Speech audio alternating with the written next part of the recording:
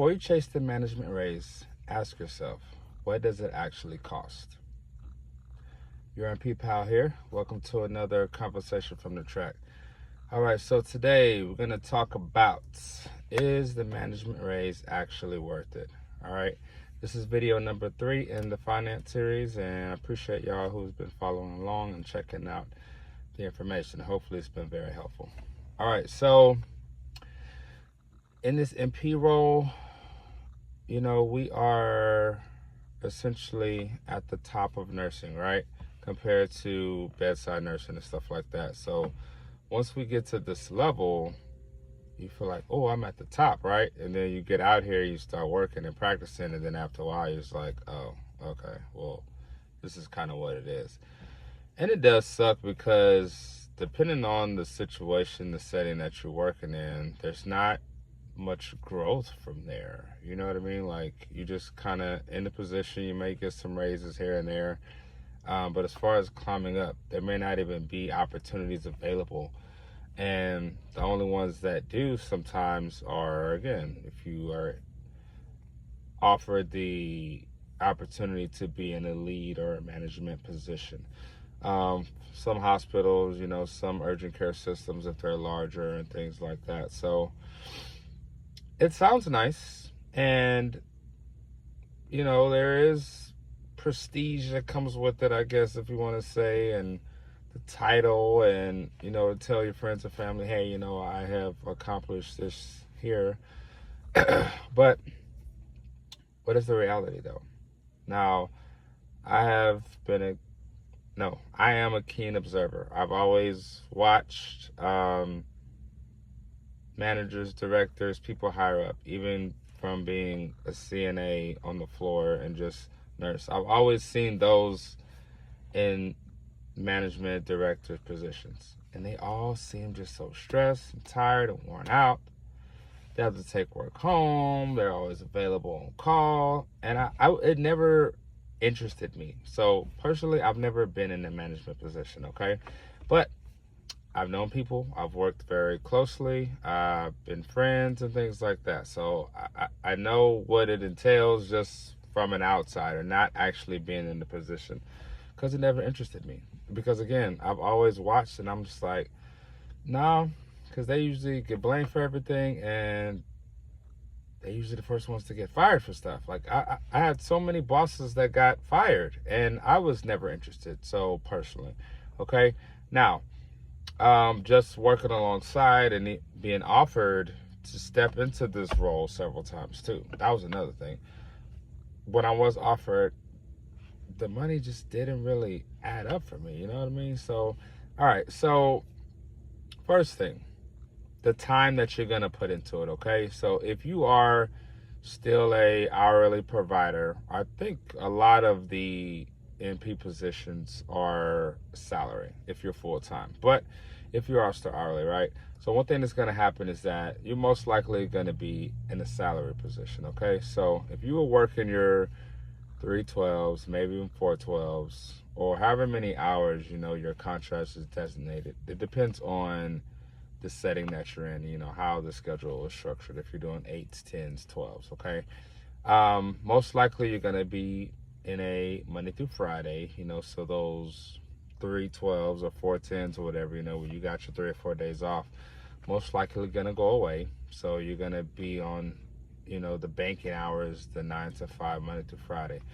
If that works for you, great. That is awesome. But it's not like you're just working those 40 hours, okay? You're going to have to have your phone always available, okay? Call me for anything. Just things that I've heard from my bosses and things like that. Definitely a lot more meetings that you're going to have to attend.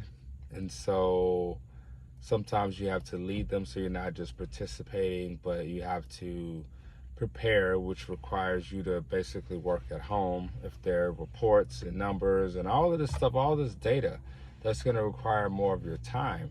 And so, yeah, so I know a lot of managers, they either work in the evenings once they get off work. Oh, I'll just finish at home. Or they're doing work on Saturday and Sunday. Sometimes both. Sometimes you're doing something every single day. And again, somebody calls out, somebody is sick or whatever, like, you are the one that's getting called. And then when you are in a position, you still have somebody that's above you. So you have to answer to these people. So you have, higher ups. And just in plain English, you get blamed for everything. You get blamed for a lot of stuff. If you hire somebody that didn't work out, or like, it's a lot more responsibility and liability that falls on you. And it's just like, is it even worth it? Okay. Now, one of the things that kept me from stepping in that role, again, not just the responsibility, like, I don't have fear of, I don't want to take on this.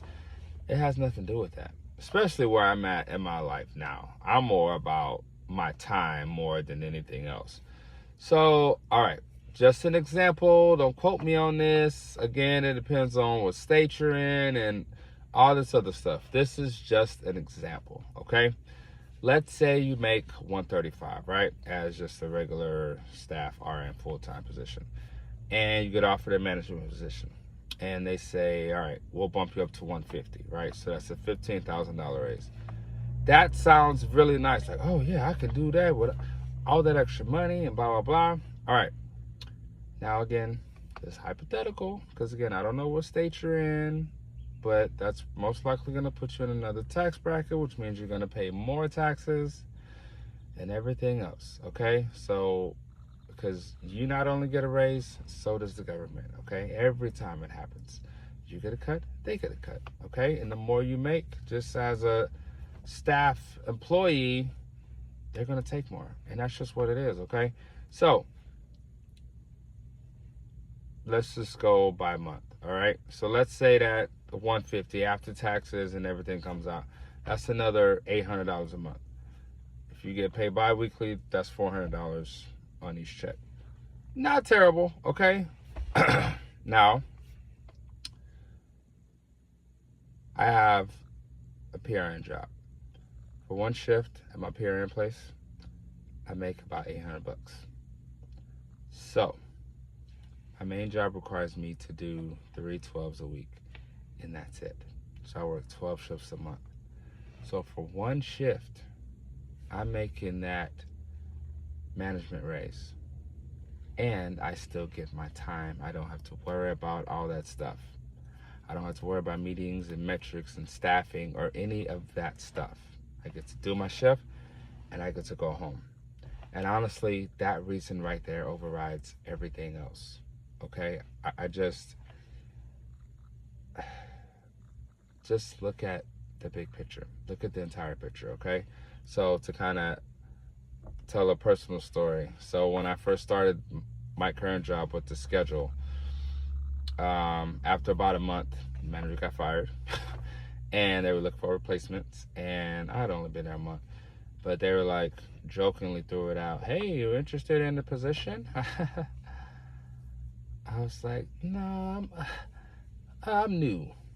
Just to kind of, use an excuse or whatever. But again, it never interested me. Before I hear any information, I'm good. Again, I've seen too much. I've seen the patterns, and it's the same. It don't matter where you go. Like, it's the same pattern.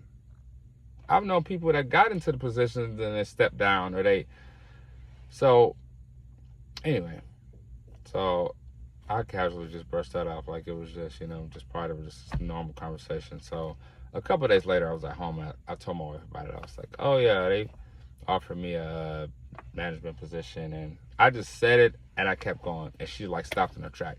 She was like, what? Are you kidding me? I was like, what? She's like, what do you mean? Why would you turn down that opportunity? I'm like, because I'm not interested in that. Oh my gosh, she went off. I was like, you're the only person. No, she's like, you're the only human that would turn this down. And why would you pass up a good opportunity? And I mean, I let her finish. But then before I could even answer, she was like, oh, let me guess, because it doesn't tie into your purpose. It's not a part of your destiny and what you're trying to do and blah, blah, blah, blah, blah, blah, blah.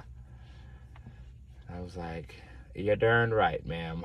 But no, like, I just, that's the thought, right? Like, that's the idea behind it. It's like, why would you pass up this opportunity? Like, you're almost labeled, oh, you're a fool for doing this.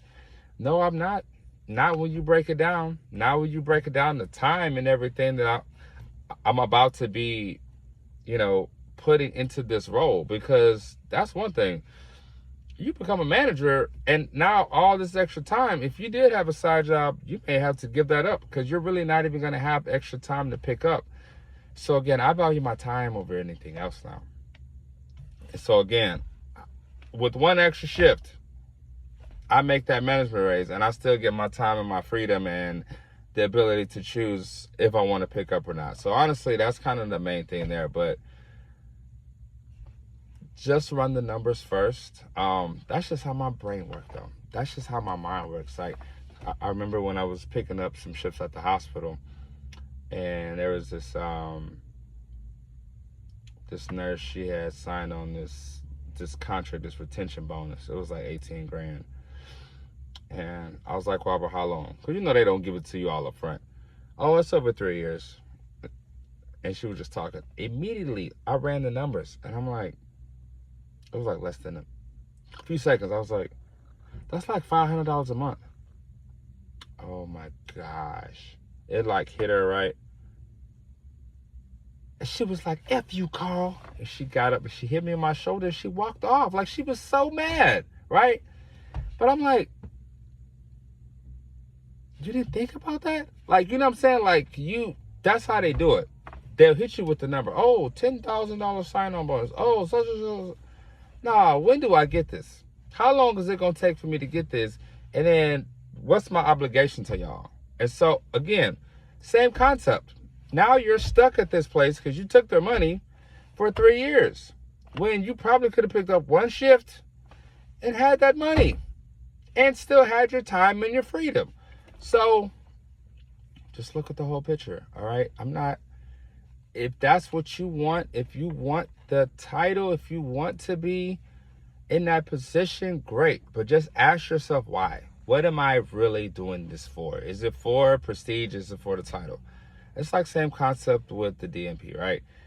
Now, if you're a straight clinical person,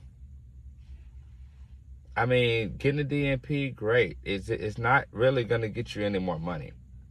Okay, so it's typically for a title, again, for the prestige. But if somebody's looking for a job and they're a brand new grad with the DNP with no experience versus somebody like myself who has an MSM, but I have 9 years under my belt as an MP plus another decade, I'm going to get the job.